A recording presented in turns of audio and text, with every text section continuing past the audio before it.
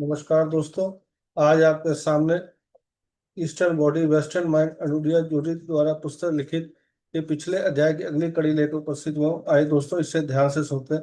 अध्याय तीसरा तीसरा चक्र शक्ति। ये सभी गुण मिलकर व्यक्तिगत शक्ति बनाते हैं। लैटिन मूल शब्द पीडरे से, जिसका अर्थ है सक्षम होना। शक्ति परिवर्तन करने की क्षमता है और इसका अस्तित्व केवल एक ही कारण से है, परिवर्तन। जब पुराना अपना उद्देश्य से आगे निकल जाता है तो उसे बदलने का समय आ जाता है। कुछ नया करने के लिए शक्ति कोई वस्तु नहीं है, बल्कि एक तरीका है। यह वास्तविक बनने का एक प्रक्रिया है।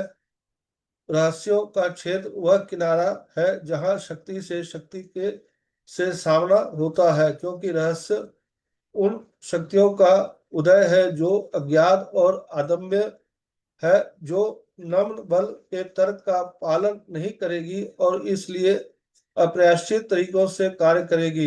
Star hoc.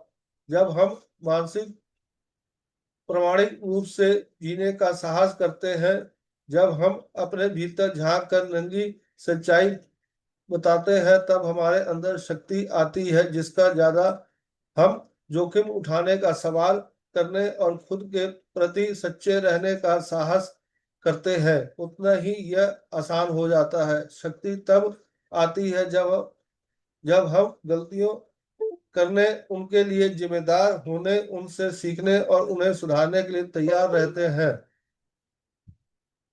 उनसे सीखने और उन्हें सुधारने के लिए तैयार रहते हैं। शक्ति अपने विकासात्मक प्रकटीकरण में परिवर्तन की अभिव्यक्ति है। शक्ति ईश्वर की अद्भुत उपस्थिति है। शक्ति रहस्य है, अज्ञात है, दूसरों के साथ टकराव है।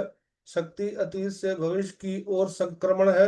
व्यक्तिगत सीमाओं के संकीर्ण जाल से बचने और समग्रता के भव्य विस्तार तक पहुंचने के लिए हमें अपनी शक्ति को पुनः प्राप्त करना होगा। शक्ति अपने भाग्य का निर्धारण करने की क्षमता है। केवल एक अद्वितीयता के पद पर प्राण ऊर्जा अज्ञात के क्षेत्रों को खोलकर भेज सकती है।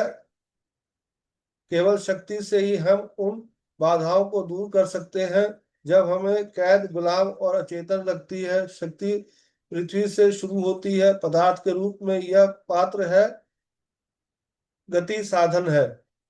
हमारा शरीर वाहन है और हमारी भावनाएं उसका ईंधन है, जो तीसरे चक्र को इंजन बनाती है। यदि हम इन स्तरों से ऊपर उठना है तो हमें नई समझ को आत्मसात करते हुए उन्हें आप अपने साथ ले जाना होगा। पृथ्वी और जल में वास्तविकता से स्थिर रहते हैं, एक ऐसा पात्र बनाते हैं जो हमें अनुमति देता है। वे परिवर्तन की अग्नि है जो उज्जवल और गर्म वातावरण प्रदान करती है। वे परिवर्तन के अग्नि है। जब मेरा बेटा तीसरे चक्र के चरण में था तब मैं अकेली थी।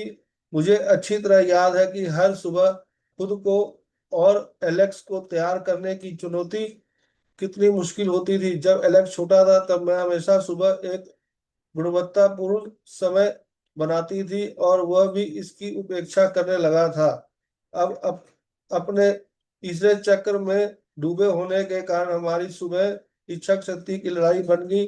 वह जानता था कि मुझे जल्दी करनी है और जानता था कि मुझे कैसे काबू में करना है। वह टाल मटोल करता रहता था। मेरे जूते पहनने के बाद उसे छिपकर कपड़े पहनता था। वह अपने खाने को से खेलता या उसे नीचे जमीन पर फेंक देता, फिर और मांगता। वहां पर अपनी नहीं मिली शक्ति पर वह खुशी से हंसते हुए नहीं शब्द का महिमा मंडल करता था।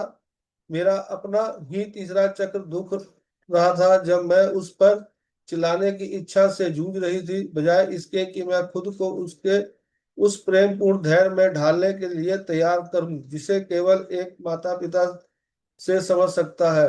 दोस्तों, ये अध्याय की कड़ी यहीं तक। फिर कल इसकी अगली कड़ी लेकर उपस्थित होऊंगा। धन्यवाद। Thank you.